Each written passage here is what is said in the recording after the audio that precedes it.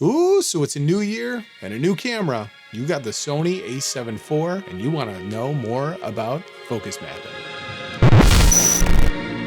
So today, you and we're going to be talking about what is focus mapping on the Sony a7 IV. Well, first off, we have to take a step back and talk about what the difference is between focus mapping and focus peaking. Two different things that both accomplish the same goal, which is getting your shot in focus. What is focus mapping? Focus mapping is this new cool tool that Sony's introduced with the Sony a7 IV. It's to help you nail your focus in every single shot. Similar to focus peaking. Now, focus peaking does the same thing, but it puts little red or white or different colored spectacles over what's in focus. Where focus mapping, that will give you different colors, and whatever's not colorized, whatever's not in color will ultimately be in focus. So whatever you can see normally with your eyes is going to be what's in focus. So I find that sometimes focus peaking can be a little tough to spot. So sometimes you're pulling that focus and maybe you're at like an f1.4 or an f2.8 or even an f4. And it's sometimes hard to really see what is in focus. And the focus peaking, it was all we had for years. But now we have the Sony a7 IV, which has focus mapping, and that is so much easier to see. Now, with focus peaking, you're really relying on those small little dots to try and find out what is in focus, and it can be difficult at times. I'm not gonna lie, there's been plenty of times I've missed focus because I couldn't really see those dots. And when you want to use manual focus and you're using those little dots, it's hard to see. Focus mapping definitely solves a lot of that problem. Now, I do find that with the focus mapping, it is a little bit easier to nail your shot because what's in focus looks like a normal video to your eyes on the screen, on the monitors, whatever you're using, it's going to be in focus. And you're going to be able to see exactly what you're shooting. Now, what's the benefits of focus mapping? Well, I can tell you this, your image looks crystal clear, like I've mentioned, when your subject is in focus. So there's no colors, no nothing. It's just the crisp image. So you're seeing exactly what the camera is going to see in focus. So when you see the blue, what does that mean? The blue in focus mapping means that your subject is farther back than your focal plane. Let me try and explain. That means like when you're close like this, you're in focus, right?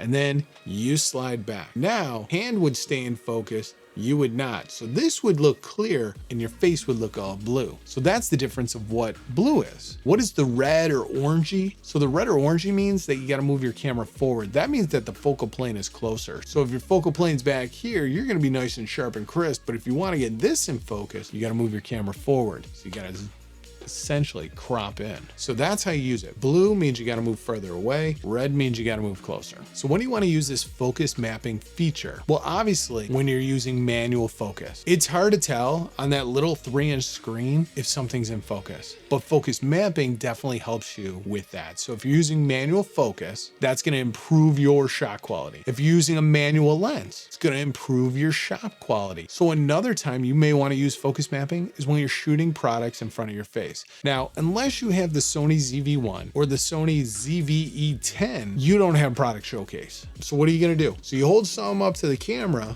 right? And your face is in focus, but the product is not. Let me show you what I'm talking about. So I got my lens cap here. So if I hold this up to the camera like so, this is blurry. This is blurry, right? Because it's focused on my eye. Sony's eye autofocus wants to focus on the eye. So what do I got to do? I got to slide this over in front of my face, and now it focuses. Now it focuses. But if you have focus mapping, then when you hold it up to the camera, you would see, oh, okay, this is blue or this is red. Now I need to move it to get it into focus. Funny little story. That last video I put out got some comments because the camera, when I was showing off the buttons of the Sony a7 IV, was not in focus.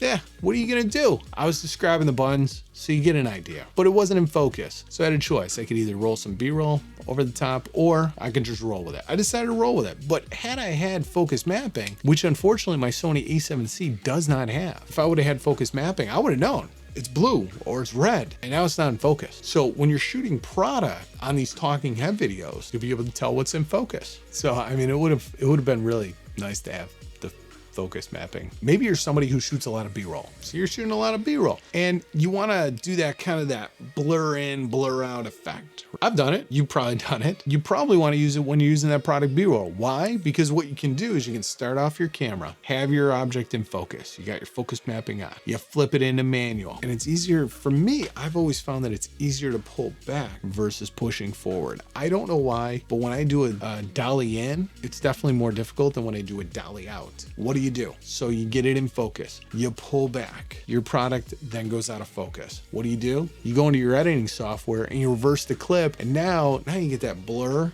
moving into a focused image. Wham bam, thank you ma'am. You got yourself product B-roll. This also helps with handheld B-roll. Like I just said, you're hand holding and you're trying to figure out where the focus plane is. Maybe you're a little shaky. You can see when that focus is moving when you got the focus mapping on. I've even used it with the autofocus and I found that it worked great. I could totally tell when something wasn't in focus. That little 3-inch screen is very difficult to see, but when you use the focus mapping, you can tell what's in focus. So do me a favor, if you're finding value in this video, go ahead and smash that like button, hit that subscribe button, and ring that bell notification. Why? Because on this channel, I review Sony cameras and their lenses and give you tips and tricks on how to improve your video quality. If that's something you're into, that subscribe and that bell notification. And while you're down there, go ahead and comment down below. What are you going to use this feature for in your day-to-day shoot? I love to find out how you guys use your cameras down in the comments below. So let's have a conversation. Now, what are some of the cons? It can't be all perfect, right? No feature is. So when you first start using it, it can be very distracting. What do I mean by that? First, you're not going to be used to seeing all these colors. So you're going to have a tough time kind of racking forward or backwards and trying to figure out, okay, blue means move forward, backward. What does it mean?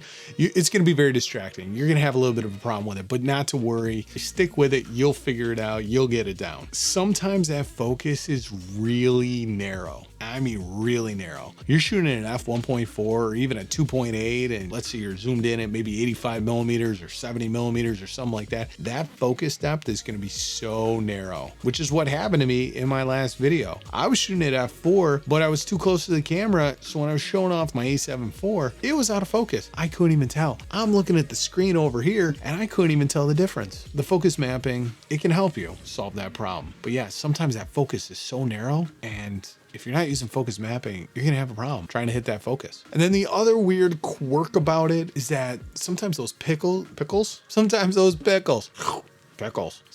pixels are a little bit boxy. They're a little bit big. So they're large. So sometimes things might be in focus, but that pixel is kind of overlapping it. So if it's in a very narrow focus field, it can look like just the edges are out of focus, but they're probably in focus. It's just those pixels are very square. So as long as the main subject is in focus, you're gonna be fine. So listen, if you have any questions, concerns, or comments, leave me a comment. I'll be more than happy to answer those in the comment section down below. If you like this video, I'm sure you're gonna like the video on the screen now. It's about another feature with the Sony a7 IV. Go ahead and click on that. I'll see you on that video next. Before you leave, don't forget to like, subscribe, ring the bell. Thanks for watching. See you in the next video.